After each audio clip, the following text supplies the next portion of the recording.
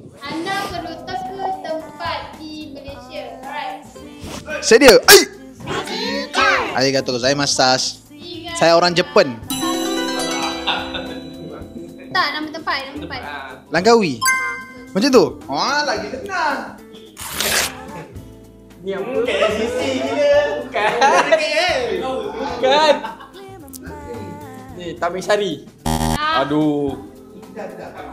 Penang, Menara Penang. Menara Telekom. Tak.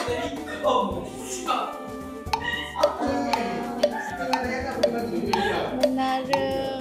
Tak tahu lah. Menara apa. Kat Malaysia. Kat Malaysia. Menara Alostar. Betul. Menara Alostar. Kampung kan? Kampung.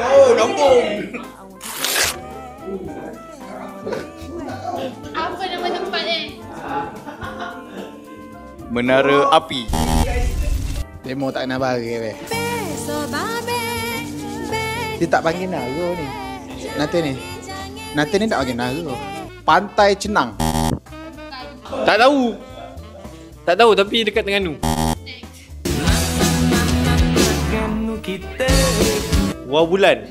Salah. Tak tahu. Pantai Cerita Goblin.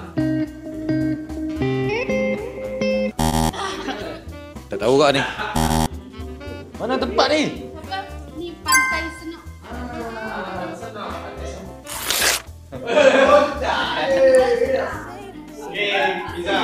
Menara KLCC.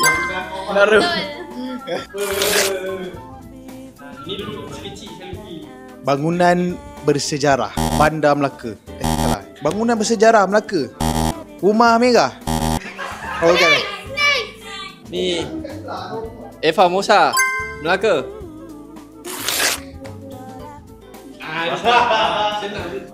Rumah Panjang, Sarawak. Nah.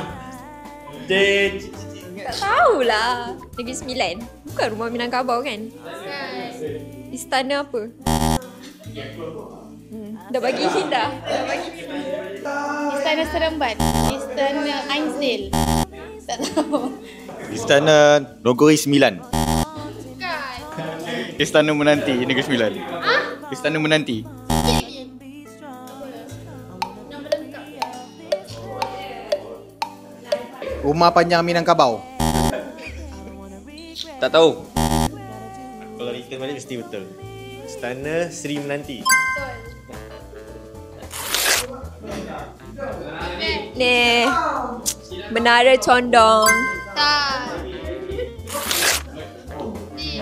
Jambatan Pulau Pinang. Betul. Seterusnya.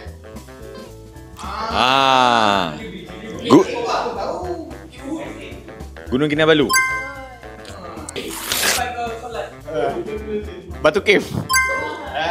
Habis dah. Vigo Properties, pasar harta.